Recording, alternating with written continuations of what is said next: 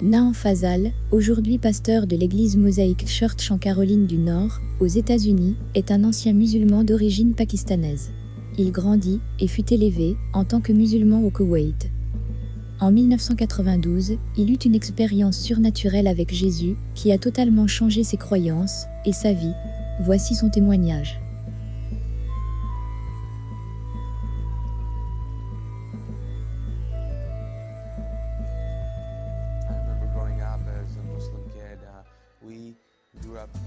Je me souviens avoir grandi en tant qu'enfant musulman.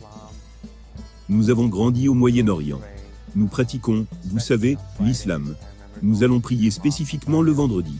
Je me souviens que quand nous allions à la mosquée le vendredi, c'était une sorte d'événement.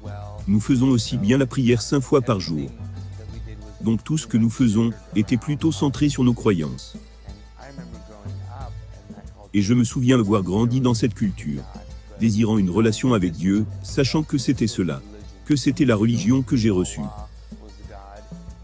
Qu'Allah était le Dieu que je sers, et que Mohammed était son prophète.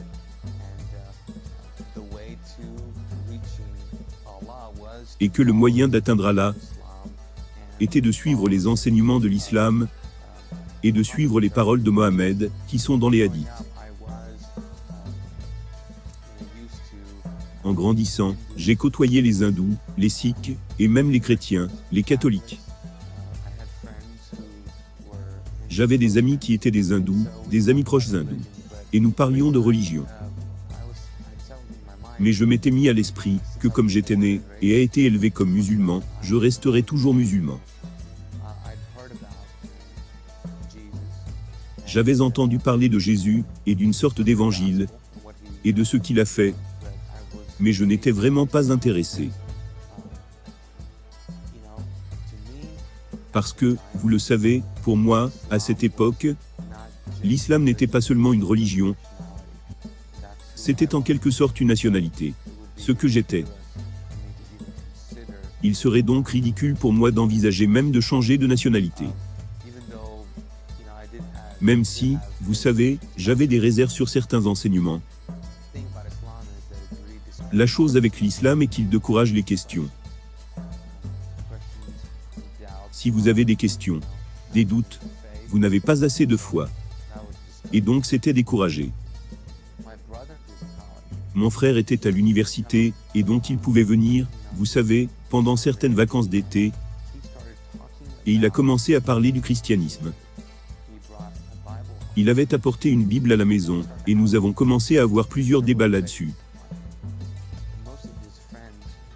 La plupart de ses amis étaient sauvés, et ont eu une relation personnelle avec Christ. Et donc nous en parlions. J'étais très sur la défensive, et me fichais de ce sujet. Pendant que toutes ces choses se déroulaient, j'assistais également à une réunion hebdomadaire avec mon frère. Ils nous montrèrent un film sur l'enlèvement de l'église. Ce qui m'a vraiment intrigué, et ils ont terminé la soirée avec une prière. Et alors qu'ils terminaient, j'étais assis à l'arrière, et j'ai dit une prière avec désinvolture, audacieux, peut-être ignorant, et arrogant.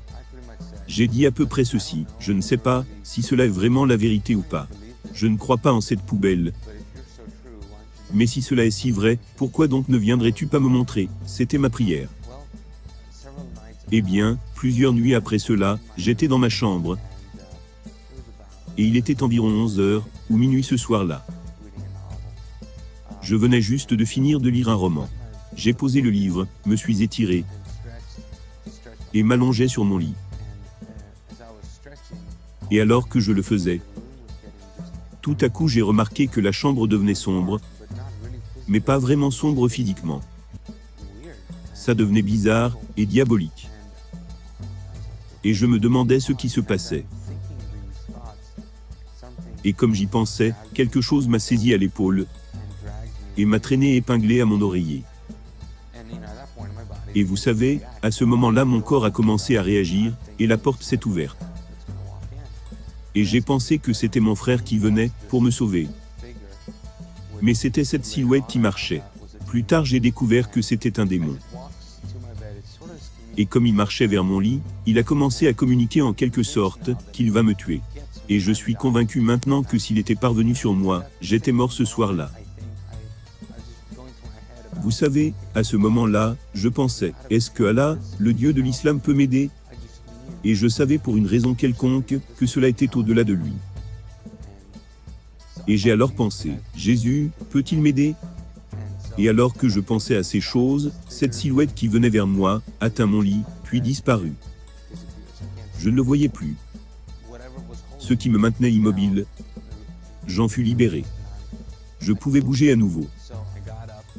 Alors je me suis levé de mon lit, et j'ai couru hors de la chambre.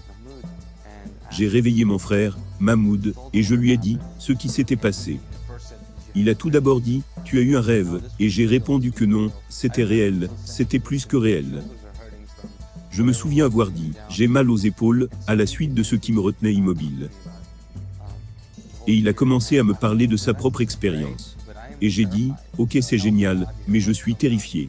Donc, aide-moi à sortir de ce qui se passe, car je crois que cette chose va vraiment me tuer.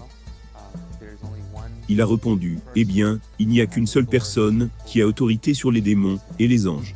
Et j'ai dit qui est-ce? Il a répondu que c'était Jésus. Et j'ai dit ok, je vais le prier. Qu'il me connecte à lui. Et donc cette nuit-là, nous avons prié ensemble. Et ma prière était, je ne sais pas qui tu es, Jésus. Je ne sais pas si je peux t'appeler Seigneur, mais j'ai besoin de ton aide. J'ai entendu dire que tu es le seul qui peut me sauver, qui peut me tenir éloigné de cela. Et donc je te donne ma vie, je te donne tout ce que j'ai. Puis mon frère a prié pour moi. Et après la prière, vous savez, je me sentais mieux, mais pas totalement bien. Et il a dit ok, nous nous verrons le matin. Ma pensée était que je n'irais pas là-bas, parce que je compte dormir avec toi ce soir. Et il a dit non, pourquoi ne retournerais-tu pas dans cette chambre? J'ai dit, tu es dingue, je ne retourne pas dans cette chambre.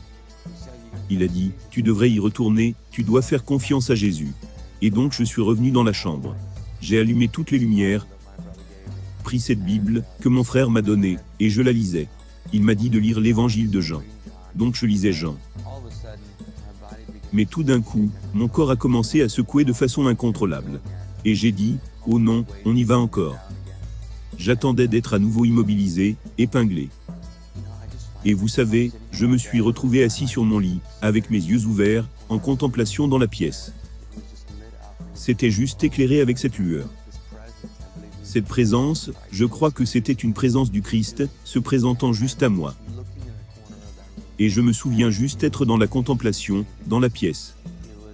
C'était incroyable pour moi, parce qu'il y avait tellement de paix. Je pense que la meilleure façon de le dire, est que cette paix était tellement agressive, qu'elle te prend toutes les pensées, les ressentis, les émotions, que je ressentais à ce moment-là. C'était juste une paix totale. Je ne pense pas avoir jamais ressenti ce sentiment auparavant. C'était juste un niveau incroyable de paix. Et je me souviens avoir juste le regard fixe, et ce que cela faisait effectivement. Cela m'a conduit à dormir. Je me souviens juste être dans la contemplation, et je pense que j'ai dit « cool » ou quelque chose de semblable, et je me suis endormi. Après cette nuit-là, je ne savais pas quoi faire. Je savais que je venais de faire l'expérience du Christ. Donc je me souviens avoir eu des conversations avec mon frère à propos du salut. Vous savez, nous parlions du chemin du calvaire, la prière, de croire, accepter et confesser le Seigneur Jésus-Christ. Et alors nous avons en quelque sorte fait cela ensemble. Et puis je me souviens que même à la télé, quand je regardais des émissions parlant d'accepter le Christ, je le refaisais. Je pense avoir prié la prière du salut, une dizaine de fois environ, pour m'en assurer. Cela a radicalement changé ma vie. Je pense que ma vie est différente, mes pensées sont différentes maintenant. Mes opinions sur Dieu ont radicalement changé. Dans le passé, vous savez, Dieu était un Dieu lointain. Dans l'islam, ce n'est vraiment pas un Dieu relationnel. Tu peux juste avoir de l'espoir pour le meilleur. Même actuellement, si vous demandez à un musulman s'il va aller au paradis, il dira qu'il ne sait pas. Tout dépendra. Ils vous diront Inch'Allah. Ce qui signifie, si c'est la volonté de Dieu. Si c'est la grâce de Dieu, cela arrivera. Mais maintenant c'est très différent. Je sais que j'ai l'assurance de la foi. Avant, je pensais que tu devrais faire un certain nombre de choses pour te rapprocher de Dieu. Maintenant je n'ai pas à faire pour me rapprocher de Dieu. Mon intimité avec Dieu peut grandir, et mon amour pour lui peut grandir. Mais en ce qui le concerne, il est aussi proche de moi qu'il veut l'obtenir.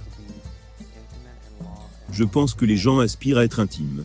Les gens peuvent le connaître, et vraiment, vraiment le connaître. Et il est incroyable de voir un Dieu qui, vraiment, vraiment vous connaît. Qui peut être si intime avec vous, et vous donner un sens de la vie. Je pense que la plus grande chose pour moi a été le fait que, depuis que j'ai rencontré le Christ, j'ai trouvé ce pourquoi j'ai été créé. J'ai trouvé un sens, et je sais que ce sens de la vie maintenant est d'amener autant de personnes que possible à expérimenter l'amour qu'il a.